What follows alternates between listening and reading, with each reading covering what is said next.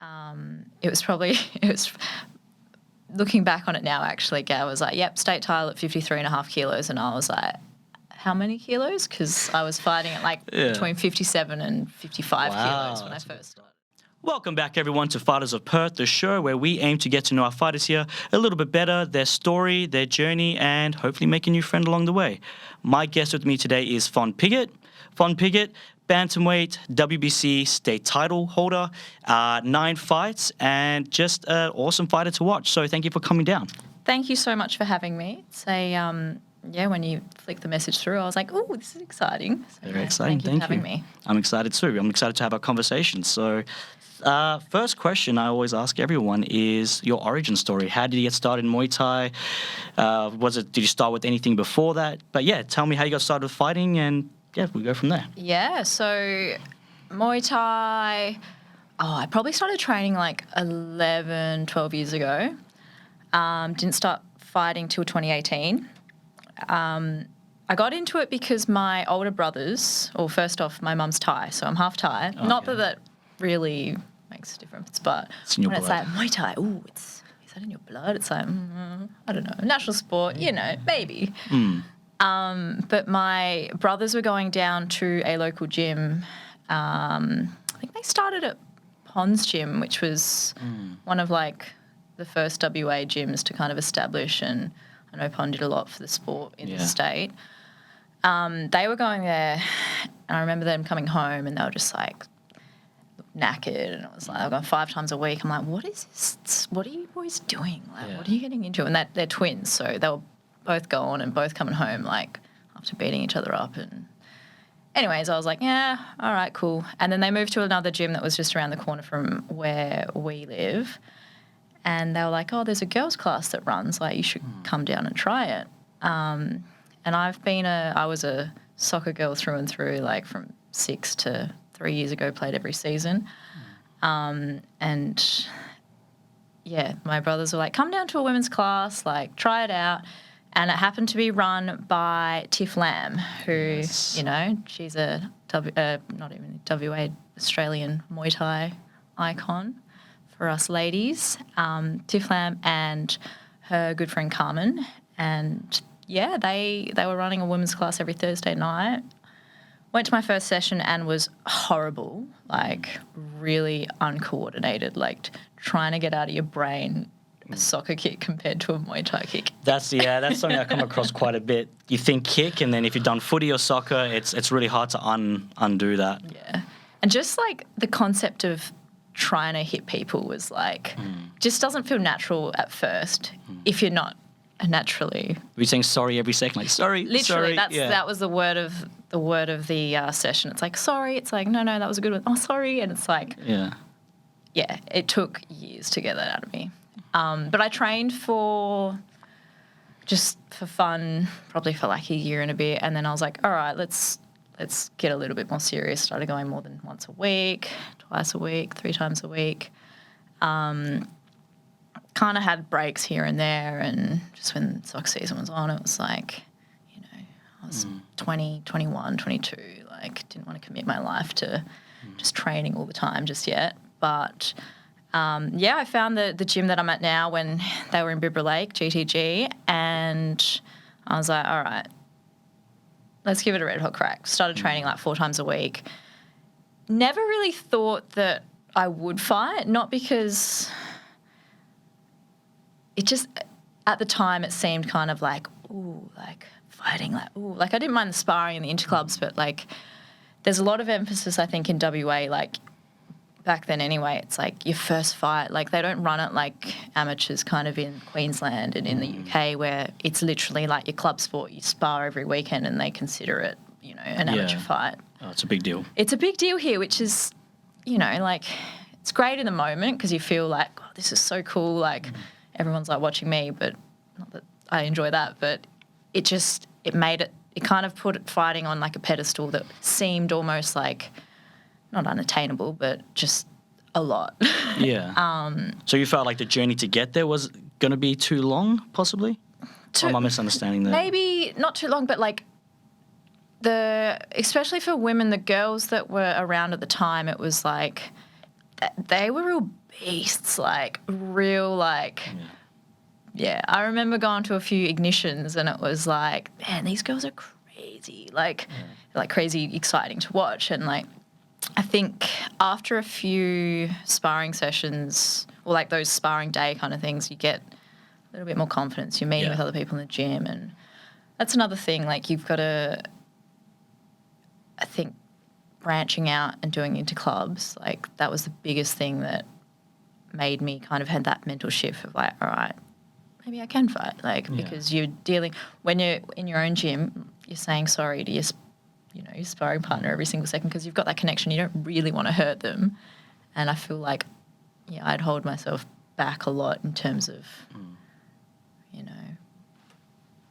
just giving it all or like going hard, whatever, like without being an asshole. Like, but I think my coach always said, he's like, if you want to fight, like you've got the ability, you just need to believe in yourself and just commit. And, got to the stage where indie clubs were great, but not quite competitive enough for me. Yeah. And then I was like, all right, let's do it.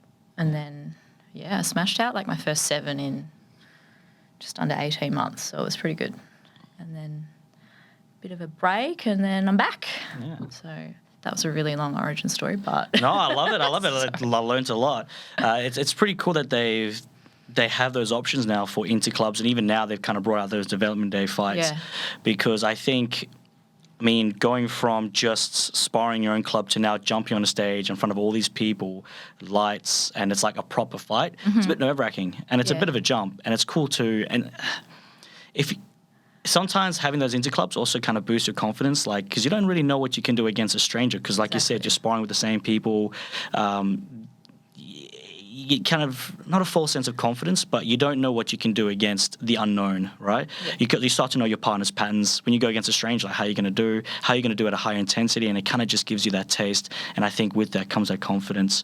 But like you said, if you want to compete, it's only going to scratch that itch for so long, and then you're like, all right, I've got to take the next step. Yeah, that's it. And it is like, for anyone that does want to fight, but they're not sure if they're there yet, like. It's so worth it just committing and doing it. Like, it really is. It's not about the result. Like, it's the training to get to that point and then just doing it. It's like there really is like no other feeling. I think when it's just you and someone else going toe to toe, head to head, whatever it is. Highly recommend if anyone kind of is doubting, like, I don't know if I should. It's like, if the thought's there, just do it. Just have a crack. At least have an inter-club. Yep. And you might find, no, I hate it. I hate the pressure. I hate the intensity of it. Or you might be like, this is the best thing ever, and, want to pursue it from there. That's it. But you don't know till you do it. So, yeah. Talking about cracking fights, I'm pretty sure it was your most recent fight. Was it Penny Godfrey? Yes. Yeah. When was that? October. Yeah, last year, October. That was an awesome fight. I had the privilege of actually being one of the commentators for that fight. Yeah. And, that was just such an amazing fight to watch. A lot of back and forth, 2 different styles. Talk us through your experience of the fight, how you found it, and, go from there. Yeah, so looking back on it now, I was like, that was probably the fight where I had the most fun. Like, I really just embraced being in there. The fight before that was... my first one back after 3.5 years, so there was still a lot of nerves and like my mind was like, do I still know how to do this? Like, I know how to fight, but like, do I still know how to do it? Like, when you're there. So after that, kind of got that out of the way. It was my first interstate opponent as well, which was kind of really exciting because it's like, all right, you're testing yourself beyond, what's local.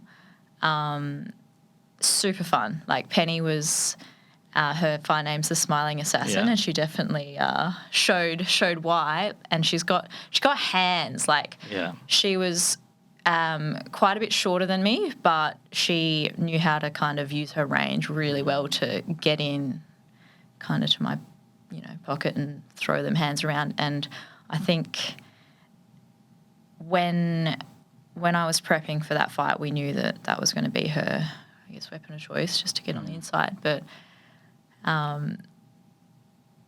my trainer was like, just do you. Like, you know what's coming, so don't adjust too much to her style, but just do you. Like, and I've always been a counterfighter, kind of on the back foot. Like, I like to wait for the person, which sometimes works and sometimes it doesn't. But in that case, it kind of worked really well.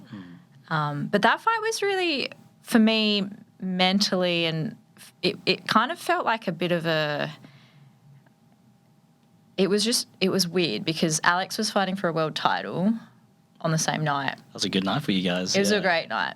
But my brain was just thinking about his fight and more like how excited I was for his opportunity. Yeah. And I remember like warming up out the back and I was like, hey, I feel good. And then I was like, oh, I'm fighting. And then walking out into the ring and I was like, da da da da. And then it just hadn't like switched yet. Yeah. And then the ref's pulling us together, like giving us the final word. And I'm looking at her, I'm like, oh, shit, I'm in here. Like, we're doing this. We're about to fight. Okay.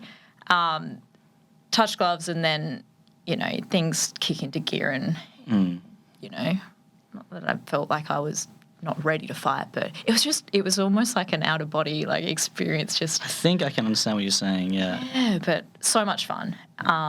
Do you think in a way it could almost be beneficial because you're like not thinking about your fight? Those nerves aren't like, I know there's benefit to having nerves, but sometimes they can also be a little bit overpowering. So when you're distracted, it's like some people like to distract themselves before they fight. Some people like to completely embrace the feelings. I guess it depends what works for you. But did you find the fact that you were distracted thinking about Alex's fight, and you weren't overthinking about the fight, it just allowed the process of walking to the ring and fighting to be a little bit more effortless? It felt really chill. Like, yeah. And it didn't impact your fighting at all? Like, you switched on? I switched on, but when I was in there, I was like, I want to do more. Like, I want to kind of be the aggressor. I want to, ideally the people want to put on, like, an epic performance. And I kind of, at the time, I was like, I just don't feel like I'm doing much. Like, but then watching it back, I was like, no, I can, it was just like a really technical Muay Thai fight, and everyone was like, oh, that was so nice to watch. And I, doubted myself for a while. I was like, no, I just felt like it was a bit boring, just because I was in there and I wasn't, there were no moments where I was really, huffing and puffing because I was, really, pushed to my limits. But that allowed me to have, a lot of fun and just kind of, it felt like a spar, a just fun a really exciting sparring, yeah. And she brought that as well. And it was we were both going at it, but... Yeah, it was nice not to use so much energy on your nerves and that adrenaline kind of dump as you get past the first few rounds.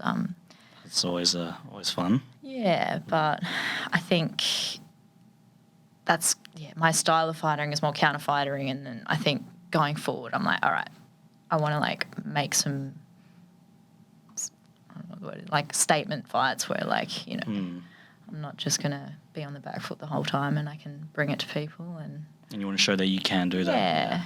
Yeah, definitely. If you were to fight that fight again, would you do anything different? What would you do? Would it be more preparation that you would make any changes, or would it just be, I guess, mindset on the night? I think what would be different? The fight camp itself went pretty well, so I don't know physically if I could make many. I wouldn't make any changes to how my prep went, but on the night, I would have definitely liked to bring a bit more volume, I think. But at the same time, I knew she had big hands, so I didn't want to get into a phone booth war with her there, but definitely if I could have, I need to find the kill switch of getting that, oh, I want to knock this person out. It sounds brutal, but it's something that I think once you find it and you've got a taste for it, it's ooh. So you feel like that's something you don't quite express in your fights, it's something I'm still, I think, looking for. What fires me up the most is obviously when someone lands something good on you or punches you straight in the face. You're oof, you can get it now. That sounds so sadistic, but that's no. I think 100%, yeah. That I think I do more when the pressure is put on me. So, which So basically, they just need to hit you a little bit more, get you angry, and then you'll find the kill switch. That's it. But it's a work in progress, and I think I'm pretty critical on myself, like after most fights, and I'll go back and just rewatch and see what I change. And I think kill switch. Kill switch. Okay. So you said this was your first fight back after 3.5 years. This one, second one back. Yeah. Then the one that you had the big break, that was the one that you had your title fight. It was, yeah. It was like 3.5 years off, and then my coach was like, "You're fighting for the WBC state title." I was like, "Let's go." Okay. First fight back, he was like, "Well, that's what your fight was before you did before you injured yourself. Like, you were due for a state title." So it's pretty cool that they're willing to honour that and kind of like not make you have to work back to that. And obviously, when you stepped in there, you proved that you could still do it. Yeah, it's pretty cool. Yeah, that's it. Like, again, I was like, I did want to work back towards being like first in line for that opportunity, and I was like, I need to prove that I'm still there. And he was like, "You're still there, but like you've been sparring like for the last 2 years, and we've just been trying to get your fight and blah blah blah blah." But so yeah, it was nice to know that I did still have it, and I was still kind of at that level. But yeah. What was your biggest challenges after having like such a long break, stepping back into fight camp and then competing? Like, were there any? I mean, other than just getting the fitness back up, but were there any other kind of challenges that you didn't expect? I think the biggest challenge is probably the mental side of things. Just believing in yourself that you can, still do it, or you're capable of doing it. During like my time down, I was always still in the gym, and it was probably like the first 9 months where I was just a bit incapacitated to do full, activities. But after my knee, I just when I was ready to come back, I injured myself with something else, which was basically like almost just as bad as my knee. But I went down the conservative route and didn't have surgery because I was like, nah, stuff this. I don't want to sit around for another 9 months while it heals. So, yeah, I think it was the biggest challenge was just like that patience and just allowing your body to kind of get where it needs to be. Like, I felt like the fitness part was fine because I'd still be moving and running and doing what I can. It wasn't such a big hill to climb to kind of get into that pre-fight camp fitness and then fight camp fitness. Not massive because I was just constantly training, doing stuff. But it was looking back on it now, actually, Gail was like, yep, state title at 53.5 kilos. And I was like, how many kilos? Because I was fighting at like between 57 and 55 kilos when I first started. Yeah. And I was like, and because I knew what a cut to 55 was. And I was like, 53, like, But once you, like, obviously, I did a lot of strength and conditioning for rehab and then just included it in my routine. Cleaned up, like, I think just growing older, I kind of became a bit more self-aware of, like, what you put in your body, like, stop drinking and all of that. And as soon as, like, you up the intensity and you're, like, doing all the right things for your body, like, the weight comes off pretty easy if you want it to. So, when I came back from my knee, I was like, I'm probably in the best shape I've ever been. Like, right. So making 53 kilos ended up being pretty easy. And I was like, oh, well, I guess this is me now. And now I look at like 55 and I'm like, yeah, probably a bit small for 55 now because I'm not cutting a heap of weight to get to where I need to be. But yeah. So do you find after, I guess you said you're being a bit more conscious of what you're putting in your body, and after that cut, is your kind of natural weight dropped since then? You've just maintained that, and now you just have to do a small cut to get back to that 53? Natural weight's definitely nice and steady at something that's, good for if I wanted to cut to 52, like that'd be pretty easy, I think. So it's good. It doesn't make it too daunting when, I feel like, in fight camp it's like, yes, the training's one aspect, but then the weight cut's the other, like, thing you got to worry about. So when you're not too concerned about that, it does mean you can put your mind into other things and your efforts into other things, which is good. What's your opinion on the weight cutting culture in Muay Thai? Anything you would change? You think it should be just left as it is? What do you think? It would be great if you didn't have to cut weight. That would be amazing, right? But the problem is that, that's where you can gain that 1%, maybe not even 1%, but like the advantages for some people can cut weight like ridiculous amounts and be fine the next day. Like I think it's I don't like that there are a lot of risks with it if you're not doing it right. But I think it's really important to, if you're new to it, or if you're at an elite level and you've been fighting for years but have never engaged a professional like a nutritionist or someone to kind of guide through that cutting procedure, I think it's really important to understand like the risks and know that you might be able to do it, but if it's good for you, that's another question. So Right. I think I like now that a lot more fighters seem to be taking on a nutritionist or dietitian for advice, because at least they're kind of guided safely. But Yeah. it'd be great if no one had to cut weight, but then I think to take away part of It's one of those things that kind of just comes with it, because anyone's going to look for an advantage, right? And unless you're putting these strict ways of testing that each person isn't doing it, it's pretty hard. Like we all just like let's just say tomorrow everyone agreed, all right, no one's going to weight cut anymore. It's going to be one person like, I'm going to take advantage of that, and I'm going to weight cut, and then just starts again. Yeah, that's it. Yeah. But I think what the commission here are doing with their secondary weigh-ins, like it's good that they're collecting that data, but also I think like, who's it helping unless they're actually going to Implement it somehow. something about it. But I assume they're gonna. It's at some point start implementing something, or you're just collecting data for what? Right. yeah, that's it. But I mean, Alex being a heavyweight, he doesn't have to cut weight anymore.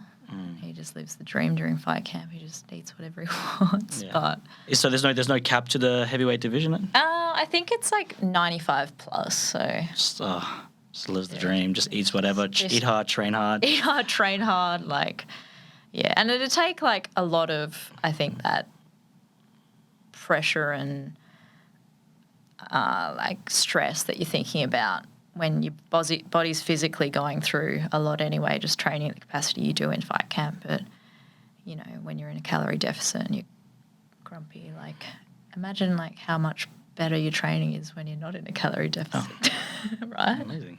Yeah. Sure you remember back before you started training for fights? You just got all this energy and, But you do it the right way and, it's not...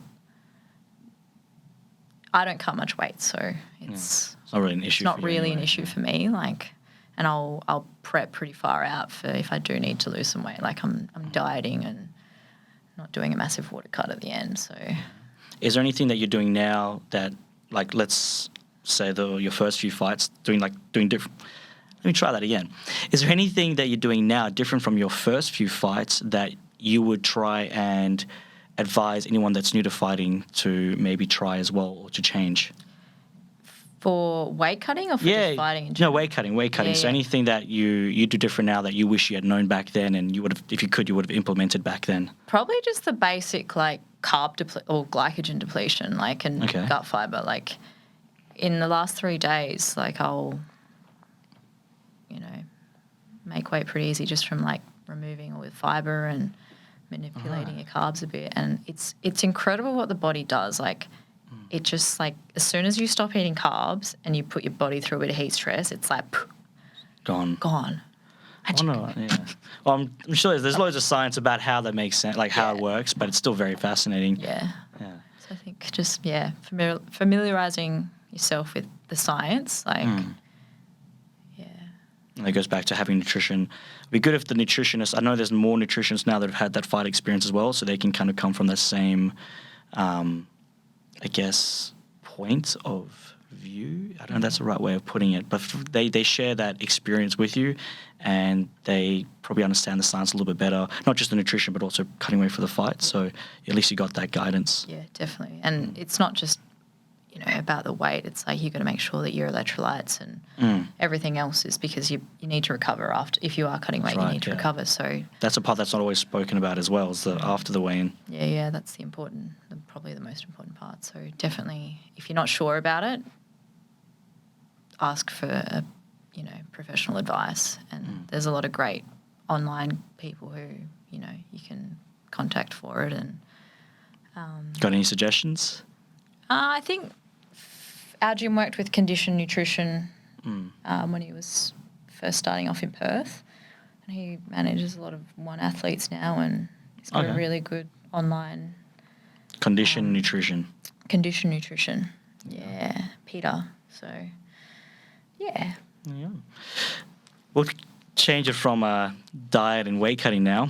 A little bit more exciting. What's been your least favorite fight and your most favorite fight, and what are the reasons why?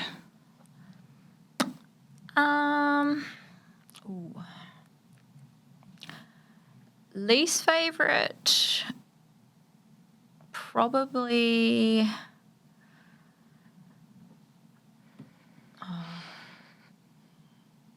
There's different, like, for different reasons. My least favorite was probably the one with Penny, not because I didn't like the fight, but just the reflection afterwards. I was like, okay, I wish I did more, kind of thing. But as time's gone on and I've been able to rewatch it, it's my mentality's changing. But thinking, wrapping it back, probably my fourth fight, I think.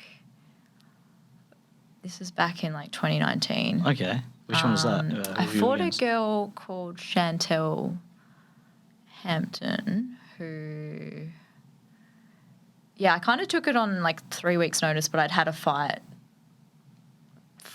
the week before. And it was the weight was a bit heavier than where I was kind of sitting, so I was just walking around at fight weight, and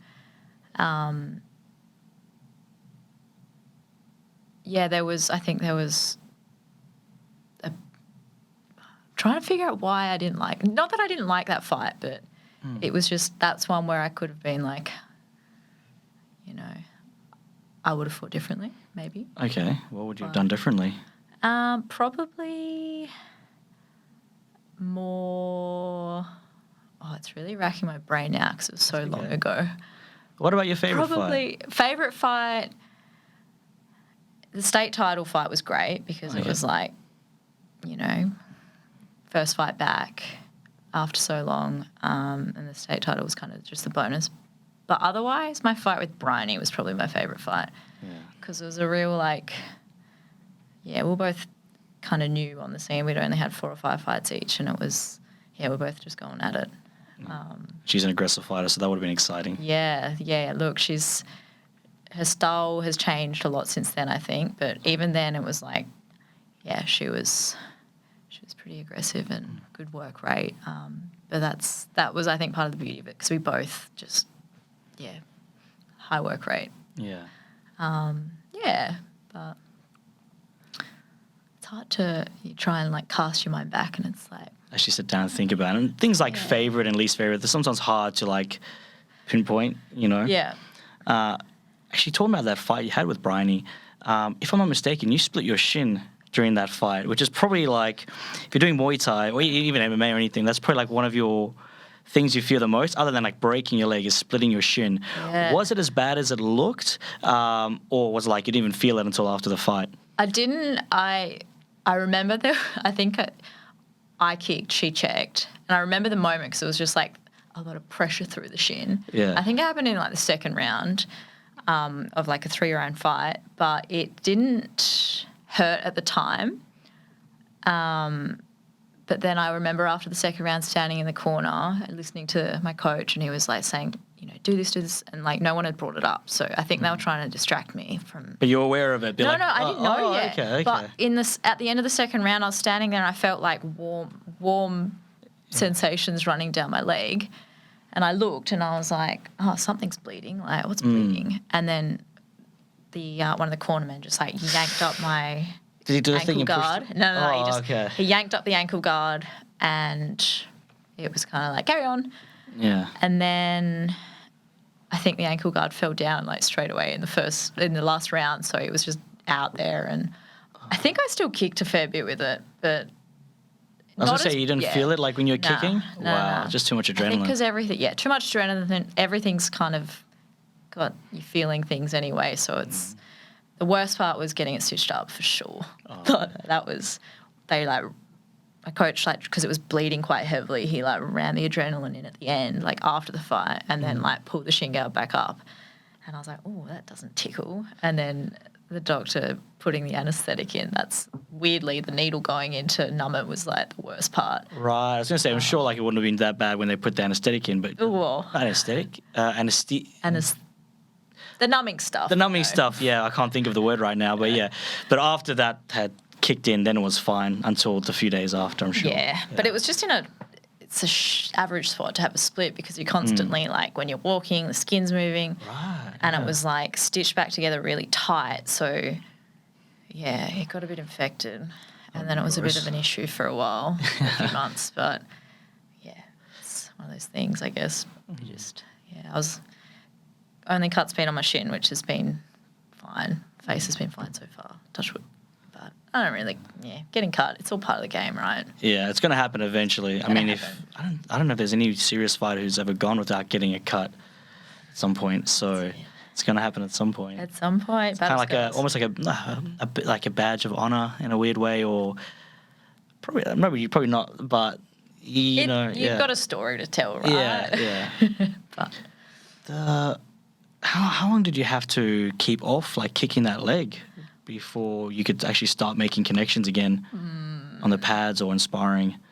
Do you remember? Probably because it got infected, I didn't kick with it probably for like 6 weeks. Just because every time I would, it would irritate the wound or I'd kicked with it too early and it kind of re-split open. I was like, shouldn't have done that. But otherwise, it's the bone is just kind of calcified a bit extra around there. There's a bit of extra scar tissue and,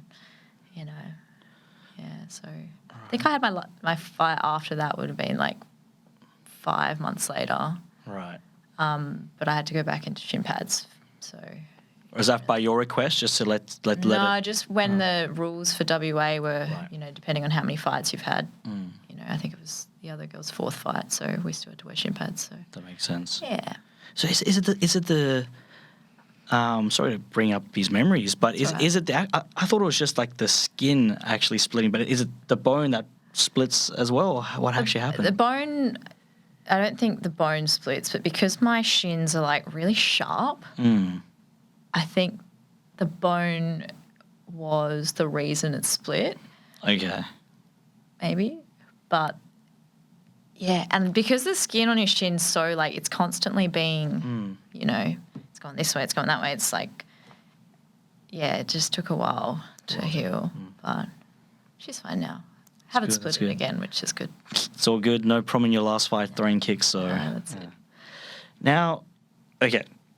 Obviously, these are like the pillars of Muay Thai training, right? Running, pads, sparring. If you had to take one of those away, hypothetically, for whatever reason, let's say for another fight, and for some reason either you can't run, you can't spar, or you can't hit pads, which one would you take away to still give you the best chance of fighting well? If you had to pick two, eliminate one. Probably running. Why is that? I do love running. Like, it's an integral part of my fight camps because I just feel like there's nothing quite the same. But a lot of people say that you don't need to run to be, fit, which is true. There's other ways of doing things. But for me, I like running because it mentally kind of prepares me. But I know that if I had to stop running, I could. I'd rather smash pads and spar. Yeah. But that's also like an enjoyment thing as well, I guess. Like running's never fun, but hitting pads and sparring's fun. And I think the skills obviously carry over more. Like, you probably wouldn't feel confident fighting if you're not sparring. Exactly. Or hitting pads. Yeah. I mean, if I was 100 fights deep, then maybe I could get away with not sparring, right? But I feel like sparring's where you get to execute all the things you've been learning on pads. So exactly. Yeah. What's a piece of advice that you have gotten at some point during your training or your Muay Thai career so far that has greatly impacted you? Probably my coach, who says it again and again, is just telling me to believe in myself, I guess. That sounds so corny, but It's true. it's I feel like fighting is a really easy sport where imposter syndrome usually creeps in at some point, you know. And I think for me it's like there's moments where I'm like, oh, you know, like I just not doubt my ability, but doubt that I am where I'm at. Okay. And I'm still working on it, but my coach has always said, like, when I first started, he said, if you want to be a champion, you can be a champion. Like, you've got the foundations there and you've got the ability. It's, you know, obviously how hard you work and how, you know, much you believe that you can get there. And kind of going from, I guess, progression of, you know, fights, injury, comeback fight, state title fight, interstate fight. I feel like I'm kind of just following the trajectory of, you know, understanding that, yeah, you know, if I had to go fight internationally, like, tomorrow, like, I'll be all right. Yeah. Because I think you can, those people that you are looking at, like, you can put them on a bit of a pedestal. 100%. And, like, female Muay Thai in the last few years is really, the exposure has picked up a lot, and social media has helped that massively, which is fantastic. And you idolise, like, all these fighters and you think, like, oh, my God, they're just, like, these superhero kind of, like, superpowers. But at the end of the day, they're just a person, you know. So the whole, you know, trust what your coach is saying is one piece of advice that I would say listen, because they know, and they, you know, they're not just there to fucking hype your ego up or anything. Like, they're invested in you and they want to see you do well. So when they say something, like, believe them. Yeah. So that would be your piece of advice. If they say something, like, trust them, believe them. Listen to your coach. They know. Wise words, very wise words. There's a reason they're your coach, you know. That's it. Yeah. Alex mentioned in his episode he was with me, he has a superstition of wearing the same underwear, and he mentioned as well you got him some special underwear made. I did. Yeah. Don't worry, I'm not going to ask you about that. Do you have any other do you have any superstitions of your own before fighting? Not really superstitions, but I do have my rituals, I guess. Okay. Like, my process of what I'll do. Like, it's fight day or weigh-in day is obviously do all your weight stuff, but I'll go get my nails done. Okay. Not like get your nails done, like, all nice, but I'll go and get, like, them trimmed and just painted with a bit of a clear paint. Just because it's nice to just kind of sit down and relax and do something that isn't really related to fighting. Right. And I've started going to see my mum and getting her to, like, bless me, I guess. Like, oh, okay, in the Thai. Yeah. So that's been in the last 2 fights. I've gone over to see her at home, and she's kind of given me a little blessing, which is nice. Not just because she's my mum, but it's like, she's like, oh, Muay Thai, like, oh, she says she's, like, putting a mantra or, like, a spell into, like, my head to, like, chant and repeat. It's like, okay, but it's nice. It's it's good. But otherwise, I don't. Undies for me, I'm not the same as Alex. Unfortunately, I'll change my my underwear before my fight.